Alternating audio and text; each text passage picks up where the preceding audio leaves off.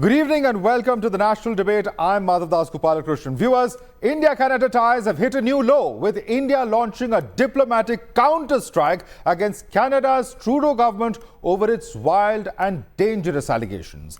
Earlier this week, India recalled its High Commissioner in Canada and other diplomats whom Canada sought to link with Khalistani terrorist Hardeep Singh Nijjar's killing. This was then followed by the Canadian Prime Minister's own embarrassing admission that he never had any evidence to share with the Indian government regarding his allegations. While deposing before the Foreign Interference Commission, Trudeau admitted that when his country first accused India of involvement, they were only acting on the basis of intelligence and not evidence. We chose to continue to work behind the scenes to try and get India to cooperate with us. Their asks of us was, well, how much do you know? Give us the evidence you have on this. And our response was, well, it's within your security agencies. You should be looking into how much they know. You should be engaging. It's, oh, no, tell us what you know. Show us the evidence. And at that point, it was primarily intelligence, not hard evidentiary proof. So we said, well, let's work together and look into your security services, and maybe we can get that done. What this basically means is that all the claims of sharing proof with India were nothing but a bunch of lies. One wonders on what basis has Canada been dialing up all its friendly nations from the United States to UK and New Zealand to malign India on a global platform. While lack of evidence against Nijjar is one aspect, his continued insistence on ignoring the fact that Nijjar was a terrorist is another. India has named Nijjar in a charge sheet detailing his activities. The NIA in a charge sheet filed last year said that Nijjar was a self-styled chief of the Khalistan Tiger Force, which is the main conspirator in killings and extortion in Punjab and other places. So what exactly are the compulsions behind Trudeau's insistence on India's role in the matter? And how will this further impact Canada's ties with India and other regional allies? Let's quickly recap some of the details in relation to this entire controversy. First, of course, are the statements that have come in from Justin Trudeau. In fact, we've seen how in the 18th of September 2023, it's that agents of Indian government carried out Nijjar killing was the statement that had come out. In fact, credible reasons to believe that India was involved in the killing was what he said on the 21st of September 2023. And now on the 14th of October 2024, the Indian envoy and other diplomats are persons of interest. Now, this is really what set the cat amongst the pigeons. These are the statements that really, of course, sparked off the entire series of events. Now, what really has transpired over here? On the one hand, you have Trudeau coming out to say that we only had intelligence on Indian agencies. India has come out to say that Canada has given no proof whatsoever in all of its communication. Let's quickly take it across to the other aspects that we're talking about when it comes to Trudeau versus what Trudeau has said earlier. He says that we had intelligence and not hard evidence. India said that it's no proof by Canada to support all of these charges. And lastly, when it comes to Trudeau's statements and the contradictions, Canada didn't have hard evidentiary proof, and India said that this is a cavalier behavior by Justin Trudeau. Now, this is, of course, the fourth aspect. India kept asking us for evidentiary proof is what Trudeau says. And India says the onus of damaging ties is nothing but on Prime Minister Trudeau in this particular case. Let's quickly take this across to our guests now who are joining us on the National Debate this evening. We have Major General Dhruv Katoj, retired Director of the India Foundation. Suraj Goyal is a former ambassador. We have with us in the studio Smita Prakash, Editor of ANI. Sushil Pandit, activist, is with us. Joining us all the way from Canada are four very special guests. We have Daniel Boardman, Canadian journalist, joining us. We also have Dean Baxdale, publisher and columnist and CEO of Optimum Publishing International. We also have Anis Farooqui, senior Canadian journalist, joining us on the forum. Let's go across to our guest now. We have Dean Baxendale, publisher and columnist, CEO of Optimum Publishing. Dean Baxendale, my first question to you is that why would Justin Trudeau put out such claims on the basis only of intelligence and not on the basis of evidence, as is now quite evident from his own statements? Well, I think that, when this first emerged back last September in the House of Commons, where he, ostensibly came out and said that they had credible intelligence that suggested the Indian government was linked to the assassination of Nijjar. He was basically that, yes, on intelligence, but very credible intelligence that was also being corroborated by the United States government. We also have a scenario, as you know, today, that the key individual, Pradar, was actually indicted in the U.S. By the DEA for the assassination plot. And we now, obviously the evidence, which the RCMP cannot divulge, because of the actual investigation, because that would jeopardize potentially a conviction in this case. But you have politics, and you have a situation where apparently the individual linked to the United States and was speaking to an undercover agent and shared the picture of the Nijjar assassination with that target, who is now indicted, who is linked directly to Modi and Modi's office. No, I think that's taking it a bit far. Smita Prakash, many would say that directly linking the US case with the Canada case is perhaps stretching it. He may have shared some information related to Nijjar, but does that mean the two cases are linked? See, firstly, the whole point about it was credible evidence, credible intelligence, and because the US corroborated it, it becomes all the more credible. Sorry, that's not how we believe it, because if that was the case, then we would think twice. If you remember the slam dunk which George Tenet had done, that WMDs are there in Iraq and then went to war just because they had credible intelligence on that matter. I'm sorry, I refuse to believe that. As far as relating the two cases are concerned, sure, when there is a strategic alliance between the Five Eyes nations, they will support each other. It's expected, but that is fine, you supporting each other, but till there is proof not given, if proof is not submitted, then just based on your conjecture or your belief or your credible intelligence, no. Give us proof. There is no proof to say that this person existed, this person was working in the cabinet secretariat. Where is the proof? Even Indians who are picking up that line from the Canadians, I'm sorry, it doesn't make sense. Where is the proof that they were working for, that he was there in working for the RAW, which is the Indian intelligence arm? There is no proof as yet. And already the Indian External Affairs Ministry spokesperson has said that that person does not work in the government of India anymore. So right. Where is he? What is he? Give us the proof. The Indian government has to give the proof. Right, and this so also no. Yeah, and this also becomes very important, Anis Farooqi, because you have the Indian government which has given, at least 26 extradition requests over the years of individuals who are known to have committed acts of violence. If Canada does not act on such incidents and such individuals who are part of known groups, several of them are proscribed terrorists, why on earth would India even act? If Canada is not cooperating, isn't it a bit rich of Canada to expect India to then act? Well, the thing is, we have to understand two things. One is as earlier said, is the political motives, and another one is the hard facts. Now, the way it works in Canada, that if you have intelligence, that means that the secret agencies have done their due diligence and have some linkage to this event of murder of Nijjar. And that linkage went all the way to the High Commission. But the thing is, even if a crime happened in Canada and there's a person of interest, that person of interest is never get arrested, let alone they've been expelled. So that's kind of a political mistake that I see on part of Justin Trudeau, because he took it a little bit far and without having some kind of documentation to be provided to the government of India.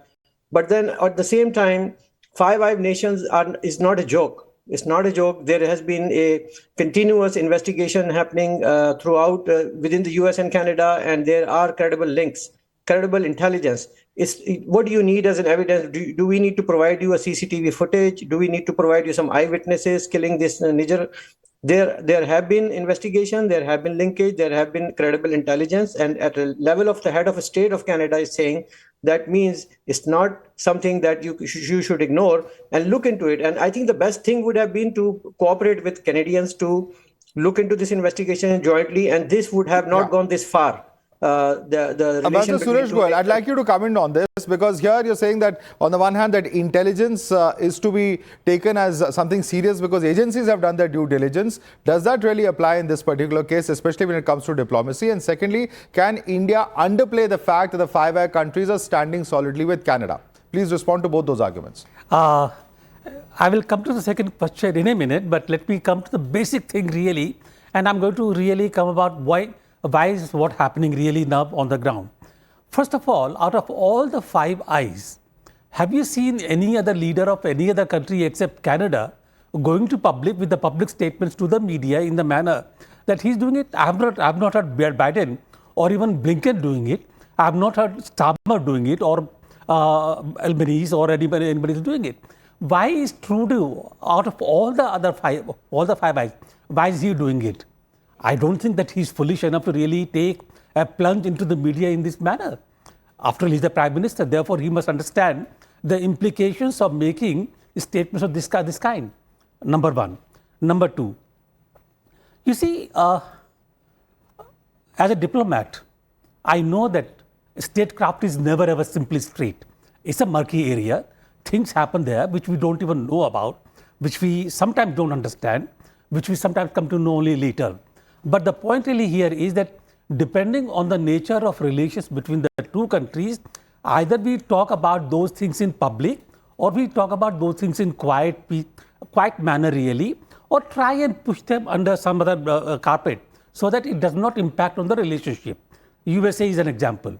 Even though they are talking about pardon, but they are not gone to the extent of really, taking it to the public here.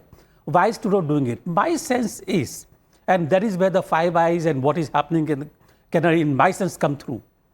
My sense is that for some reason, Justin Trudeau has begun to act as the cat's paw for the other Five Eyes countries to keep India under the pressure. It is not domestic politics. Domestic politics, I'm quite sure that he could have managed with the coalitions and the support in some other manner. But if he's doing it on his own, I think that is foolishness. If he's doing it along with the support of the Five Eyes, that means the Five Eyes are in the game, but they're not speaking out. And they're letting Trudeau speak. Okay. So there is some kind of a thing there. And my only sense is they want to keep India under pressure for some reason or the other. We can talk about that later. All right. Daniel Boardman is a Canadian journalist also with us. Daniel Boardman, do you buy that theory that somehow Justin Trudeau's become the cat's paw of the other Five Eyes countries? It's not about domestic politics. It doesn't have to do as much, is what the ambassador here in our studio is telling us. Do you agree with that contention, or is it purely a political ploy given that it's an election year in Canada? So I don't think it's purely anything when it comes to this. It's always a confluence of factors. Now, in terms of election year, Trudeau's going to lose the election. He's so far underwater. The Conservatives are beating the Liberals and the NDP combined. Currently, the Liberals are projected to come in fourth place and be obliterated as a party. There's really nothing he can do to win. Now, you can make the argument that by solidifying Khalistani support in the 25 ridings they control, he might be able to maintain official party status, and therefore the federal party will still be funded by taxpayer dollars for the next 4 years. Like, that's your political argument you can make. In terms of like the cat's paw with the Five Eyes, listen, if Justin Trudeau probably can't do this without the blessing of the other Five Eyes countries, which is something. Keep in mind, Trudeau is also on the outs in some ways with the Five Eyes countries because of our infiltration by China, that the other Five Eyes countries have started to sort of pull away from us and form sort of separate. Very interesting contention there. They're already under the pressure of the other Five Eyes countries because of what's been happening vis-a-vis China. And that perhaps really goes to show, in fact, on a lighter note, things are so bad for Trudeau that even Jagmeet Singh is pitching to become Prime Minister of Canada now. God help us if that happens. No, actually, it is a very strange situation in which this particular episode has been played out. And I think it reflects great immaturity on the part of the Prime Minister of Canada actually to have gone around that path. It is not required. Simply let us understand, we are two democracies, and it would behove both of them to have worked together. Even if there was a problem with one, it could have been resolved, as the ambassador very correctly said. You have a quiet conversation and we can resolve things. But in this particular case, I think the problem is that for a very long time, the Indian agencies have been requesting the Canadian authorities, listen, you have got terrorists on your soil. Please don't be like Pakistan. You see, Pakistan is a state sponsor of terrorism. Would Canada like to go that way? Would you like to be a state sponsor of terrorism? Now, that is the question which has to be asked to them. Now, President Trudeau, instead of going around that path and saying, okay, if you have a problem, let's see what we can do. I mean, he has gone around to the extent of directly blaming the ambassador, the Indian High Commissioner to Canada, and 5 of his diplomats of complicity in a murder, which was in real effect a gangland killing. I think the Canadians don't understand this gangland business, which goes on all the time in India, especially in Punjab, especially in the Gurdwaras, where there is a conflict between two interests. I mean, I have lived for a very large portion of my younger life in Punjab, where in the 50s and the 60s, you know, if there was a murder in one place, it would be avenged very quickly, and this gang war would continue till finally both sides said, okay, we've had enough. What you are seeing in Canada in this Gurdwara is a gang war. It has taken place in other areas also, but this was the specific. It is control of the Gurdwara, which has a huge amount of money. Now, if they don't understand that, that is well and good. But if they think that the Indian ambassador is going to get involved in a gang war, you know, I think they've got it horribly wrong, and they need to go back to the basics. The second point, you know, the statement which was made, I think by one of your guests, one of the panelists, he said, if the Prime Minister of Canada is saying so, it is so. Come on. The Prime Minister of Canada can say anything. At one time of time, the President of the United States said there's weapons of mass destruction in Iraq, and they went to war. Now, it doesn't really matter what politicians say. Please provide the proof. If you have to go to a court of law, and I may be very convinced that one particular chap has committed murder, but when I go to a court of law, whether it is an Indian court of law or a Canadian court of law, the judge will say, what is the evidence? Absolutely. And also when you're going to the People's Court in a few months. There is no evidence. For God's sake, some Twitter channel, somebody has made a statement to somebody else. Somebody is bragging, okay, I've done this. I have seen in my own service people brag about things which they know nothing about. That is not intelligence. Absolutely. Let me, in fact, take that question across to Dean Baxendale. Dean Baxendale, you know, one has to treat every politician's statement with some amount of cynicism, because, I mean, that's how political discourse works at the end of the day, because politicians are people who we hold to account. They are to ultimately serve the people. And to that extent, the contention that's been made by the general here, that, you know, in Punjab and otherwise in Canada as well, there's a lot of this factional killing between different groups that happens. There are murders that are avenged. But to link what's happening between these criminals to a government, and that to a friendly nation, is something that cannot be done without solid evidence. Unfortunately, in this case, Mr. Trudeau seems to have done that, which is really, and you know, people in Canada would be asking. You have Liberal MPs today who are asking for Trudeau to step down. So the question is whether Mr. Trudeau has, you know, played too much of his cards, and whether he's played it horribly wrong without thinking about the consequences for both the countries. Well, okay, so a year ago when Trudeau did this, as I mentioned, in my column in the Sunday Guardian, I made it clear that at that time, Justin Trudeau had made the calculation that this would help by him coming out publicly in the House of Commons, accusing the Indian government of a extrajudicial killing, that this would deflect from the pressure regarding foreign interference by China. So that's absolutely was the political motivation at the time. Fast forward a year, though, it's a very complex situation. The fact that transnational organized crime groups on Canadian soil have been used by China, India, Pakistan, Russia, Iran, to be involved with transnational oppression, assaults, intimidation, is an actual issue that has involved various governments. And it appears from the indictment in the United States that there is now credible evidence linking the Indian government to the actual individual who was with the government, is no longer agreed, but he is charged. So it's a very complex issue, but yes, this is in part about politics. Trudeau is in trouble politically, and certainly trying to deflect from the foreign interference inquiry on China may absolutely be his motivation. No, but Mr. Baxendale, I want to come back to you, because at the end of the day, we have addressed the issue of US, but you know, you have a situation where the 4 persons who've been accused of the Nijjar killing, their trial hasn't yet taken off. So many are asking what exactly is happening. You're expecting a lot of India, but what about Canada's own legal system, where you don't even have these people charge sheeted or acted upon? And this has been a problem here in Canada for 40 years. We can go back to the Air India bombing and ultimately the botched handling by the RCMP of the recording the actual conversations between the conspirators in the Air India bombing, and ultimately that allowed a number of individuals who should have been charged and gone to for life imprisonment for the deaths of all the people that perished in that tragic day. And of course, there would have been another airplane blow up, as we know, from Japan. So we have not dealt with this. CSIS, Canadian Security Intelligence Agency, has had information on this kind of operation in Canada before, and certainly the Khalistani separatists who have done and have killed and murdered Indian citizens on Indian soil. We needed to address this. We haven't. It speaks to, unfortunately, that our national security apparatus at this point in time needs to be revamped, and we really need to come out strongly and deal with these kinds of issues on Canadian soil.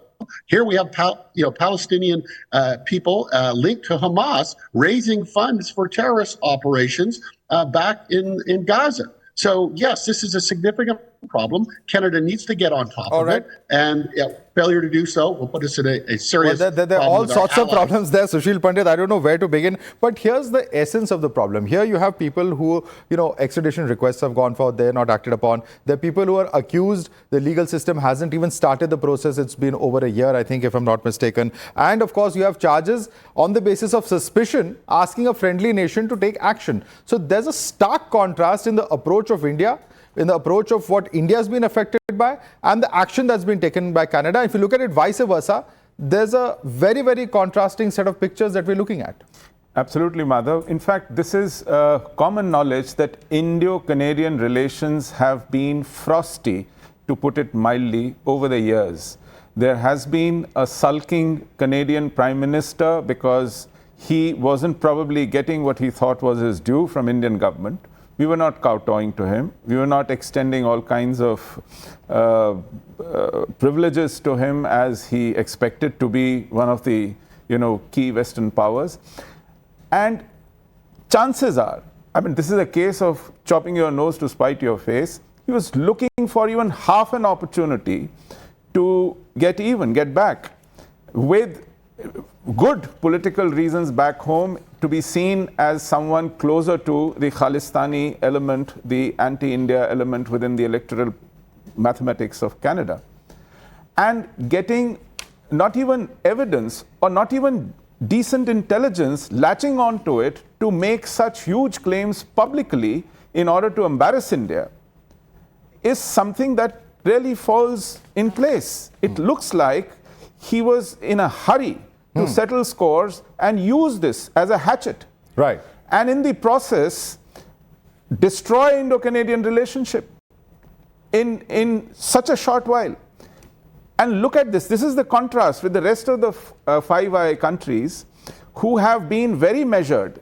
You see, any relationship between two countries, as Ambassador pointed out, is dealt with far more maturely. And Nijjar was not such a great strategic asset of Canada. And it hasn't harmed Canada. But the way you've made it out to be, dragged the relationship down to dumps with these precipitate actions, speaks volumes of other malicious intent and not what is stated up front as the reason for doing so. All right. I'm going to come across to Smita in just a minute, but let's quickly take a look at who Nijjar really is. What is the person that we're talking about? Why is this individual so controversial? Nijjar has been declared a terrorist by the government of India. This is something that Trudeau is aware of. There are NIA charge sheets, and this is information that's in the public domain. It's part of the Indian legal process. The charge sheet says that Nijjar is the main conspirator in several such cases, conspired to commit terror acts in Punjab. The next frame, of course, shows how Nijjar conspired with Arshdeep and others. Arshdeep, of course, referring to Arshdeep Dalla, one of the other persons who India wants from Canadian soil. Co-conspirators nabbed. Nijjar is absconding, is what India has said.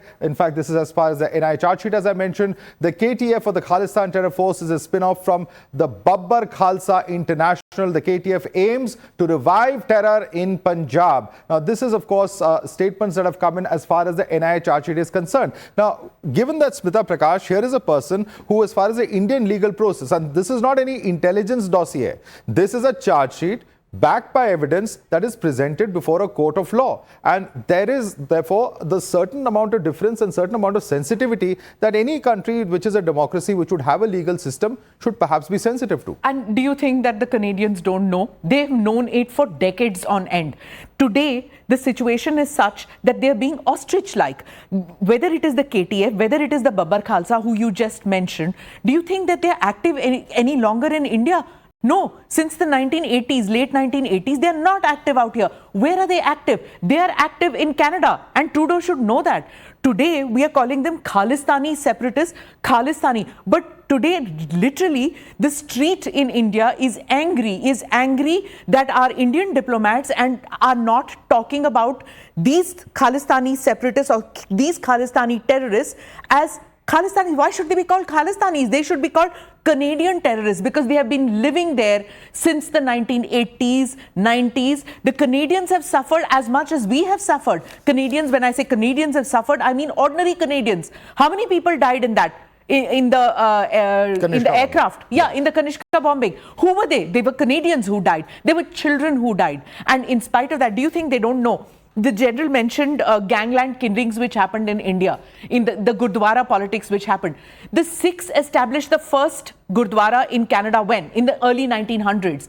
They have known what Gurdwara politics is. They have seen Gurdwara Gangland killings. They have witnessed it. So today saying ki Bishnoi gang, this gang, that gang, Bishnoi is sitting in jail.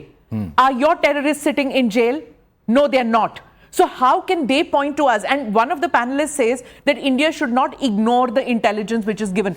Whoever said that India is ignoring it? India has not said. India is investigating. We're not saying that. We're saying give us evidence. At no point of time has India dismissed any of the information given by Canada or given by Trudeau. What is bizarre is being accused of doing killings without giving absolute concrete evidence. I think Trudeau's making all kinds of allegations across, bizarre allegations without giving proof. So there he needs to do it. And the other thing which I want to point out is, quickly, I just want to point out is, as one of the journalists who said that it seems like, he's conflating many issues because he's desperate to win the next election and just throw mud all over the place. Two more panelists joining us. We have Terry Milewski, senior journalist, with us. We also have, in fact, Ujjwal Dosanjh, who's a former Minister of Canada. Ujjwal Dosanjh, I'd just like to read out, welcome to the debate. I'd just like to read out a quick question from, an editorial, an article in the National Post, where senior journalist John Iveson has noted that Canada has allowed Sikh extremism to flourish within the border diaspora politics, and it has, impacted as far as the foreign policy is concerned unduly. We've been debating this for some time now, and somewhere or the other, the question about why this kind of sentiment, allowing those who are preaching a kind of violent ideology, is actually tolerated within Canada, is a larger question in the context of what Prime Minister Trudeau has done over the past few weeks. Well, Canada has been a home to Khalistani terror since the 80s. This had died down actually from the 80s and 90s. I think it sort of reared its ugly head more so with Mr. Trudeau. Mr. Trudeau is surrounded by the Khalistanis. They've been in his cabinet. They've been with him right from the moment of his leadership. And he has never, in clear terms, condemned the Khalistani extremism, violence, the hate speeches that people are making in the temples. Mr. Nijjar, he's on YouTube making horribly violent speeches in the temple before he died. That's one aspect. The other aspect, of course, is that there is now evidence that's available to anybody who wants to look at the American indictment that there may be involvement by Indian agents. Whether it's through gangsters or not, that's an issue for the courts to decide at the end. There'll be trials, and you'll see the evidence coming out in the trials. This is not about whether India is correct or Canada is correct. This is about trying to resolve an issue that is actually killing the diplomatic relationships and the people-to-people relations between India and Canada, and that's pretty serious. And And so, I'll give you my 2 cents. What is your wager on why did Trudeau make that claim? Is it that because so- he's a let- cat's paw let for me the Five finish. Eyes countries? Is it because of domestic politics and it's an election year? What are your wagering your bets on? Oh, I think it's all of those. It's the Five Eyes. It's Mr. Trudeau's own troubles. It is also there is evidence available. So it's all of those things, and one shouldn't ignore that. We can engage in jingoism as Canadians or as Indians. We should get past that and try and repair this relationship. Let the courts do their job. Let the police do their job. And in the end, it's up to us as leaders in different countries to make sure that our relationship is not harmed beyond repair. All right, Ambassador Suresh Goyal, how would you respond to that? It's up to us to repair the relationship, but it really seems to be an uphill task at the moment. Why should we? And why do we need to? Where do we depend upon Canada for what? I would like to ask them. I mean, they were the first one, when we had the first peaceful nuclear explosion, they were the ones to cut off our nuclear supplies. So why should we go back to them? I'm sorry.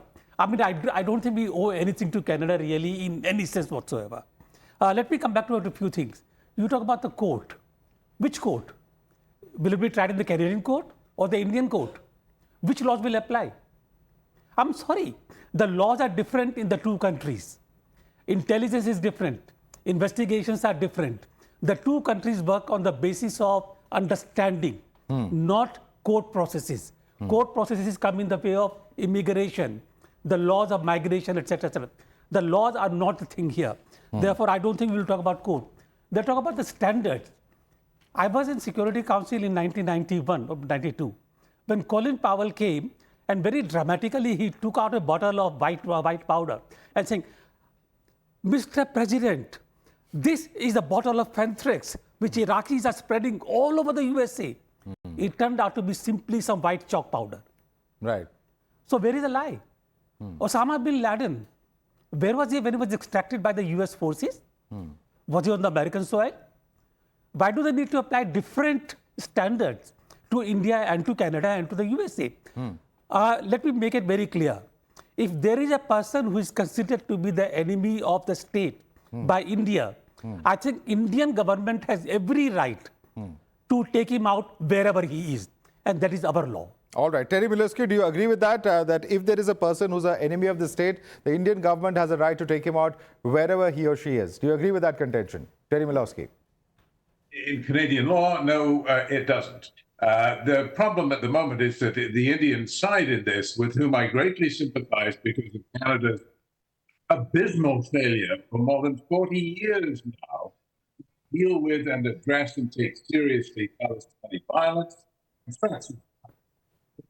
Nevertheless, Indians now are sort of arguing on the one hand, on Mondays and Tuesdays, they argue that, hey, this is hypocrisy by the West. Everybody does it. Everybody goes to assassinate their enemy. Then on Wednesdays and Thursdays, you argue that we didn't do it. Well, pick a lane. It's one or the other, guys. Then, unfortunately, India seems to be making a habit of this kind of contradictory argument. It needs to do a little bit better. For example, it repeatedly says that the same allegations were made by the U.S. and by Canada get a completely different reaction. In the case of the United States, they say, oh, well, this is very serious. We're going to take it very seriously. We're going to set up a high-level committee. This committee is in the United States. And, we're certainly not dismissing this. No, not at all. And then the same allegations, and yes, they are the same allegations by the Canadians. And the Indian says, it's absurd, it's preposterous, it's rubbish. And Trudeau's lying, he doesn't know what he's talking about, he's an idiot. They brush it aside. Well, that may fairly reflect relative geopolitical clout carried by Canada and the US. Maybe you can get away with pushing Canada around in a way that you can't get away with pushing the United States around. But get it straight, guys, you can't have it both ways. And stop this argument, which I hear repeatedly, that, oh, no, those are completely different cases. And if you read the U.S. indictment, it says the targets of this plot are both Canoon in New York and Hardeep Singh Nijjar in Canada. Right. They say it's the same plot. Let me put this question. That's a very interesting point, but let me put it in a slightly different perspective, Sushil Pandit. When you talk about the Five Eyes countries, there are Five Eyes countries which, of course, have a huge presence internationally, huge presence in media. And given the traditional links that we've seen between the intelligence agencies of these countries and the narrative building or the kind of media outlets over there, trying to convince international opinion, that could be a big challenge for India in coming days? Yes, of course. And I think India's track record and conduct will hold us in good stead there. But this is a little too rich, trying to draw a parallel between the US and Canada and say allegations are the same and both the countries are getting different responses. I beg to differ.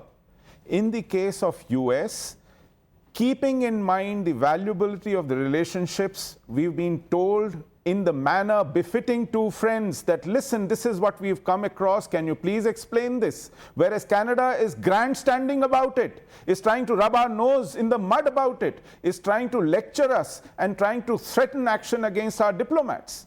These are two contrasting behaviors. If this is the first time an ambassador has been called the person of interest. Absolutely.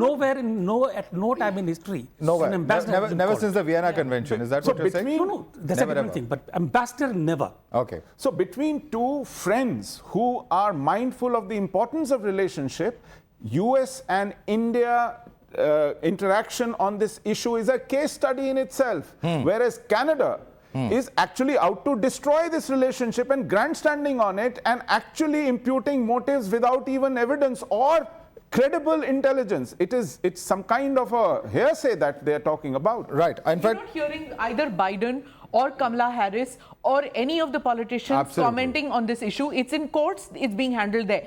Trudeau is going in on every television channel and making India look like a terror state. yeah. I want to bring in Anis Farooqi on that. Anis Farooqi, there's a marked difference with how US has handled the issue and how Canada has handled the issue. Not only is there evidence, not only has it been approached through diplomatic channels, through the proper means and action being taken, but there is no political grandstanding. And that's what really makes this bluster, is what makes things extremely uncomfortable, especially with a friendly country. I do agree. And if it was a different government, let's say it was a conservative government in Canada, things would have been dealt differently. Like a lot more softly, diplomatically, and within the government to government level, rather than going openly in public on the media. But that does not change the fact that one of the citizens of Canada was murdered.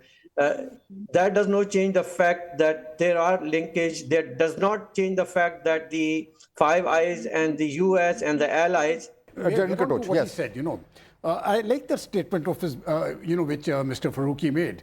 He said that does not change the fact that a citizen of Canada was murdered. True, but that also doesn't change the fact who murdered him. You see, that is the whole point. And he, besides being a citizen of Canada, he is also a Canadian terrorist. Let's make it very clear. He's not a Khalistani terrorist. As Smita said, he's a Canadian terrorist who was murdered on Canadian soil. By who? We don't know. And the way I look at it, it is a gangland war. That means another Canadian killed him. Right. And now because one Canadian has killed another Canadian terrorist, they want to pin the blame on India. I think that is really stretching it a bit too far. That is not on. Sorry. Yeah. How many Canadians are murdered in a year in Canada? And does every Canadian who's murdered there in Canada a result of somebody else's conspiracy? In fact, let me bring in Daniel Bordman on that. Let me bring in Every many time a questions. Khalistani who's killed Yeah. or kills doesn't make that an Indian Khalistani. Yeah, It's a Canadian Khalistani. Okay, Anis Farooqi is back with us, I'm told. Yes, Anis, would you like to take that question? Because many questions coming up. I don't know if you heard them, but in terms of every murder, how many such murders are actually attributed to this kind of a conspiracy in Canada? Well, that's right. But again, there is investigation. The RCMP has done some serious business. Police has done some serious business. There are linkages available, and I would like to see them. The opposition leader would like to see it, but it does not change the fact that nothing happened. Like Five Eyes is not a joke. I will repeat again. This is what Canadians don't May I act like that. ask you, why are they still saying possible and probable? Why are those words still being used after a year? Why is there no certainty in the kind of evidence or the kind of proof that is being put forward? I can stand here and say whatever I want. Yeah. It doesn't make it a fact. Yeah. Anis? Well, again, I agree. And then this is what Mr. Trudeau does. This is the way he has done. It could be like I do not agree with his strategy or the way that things have been handled. But again, like we both nations need to work together. I don't understand why there was a lack of cooperation when we. But how will you work together?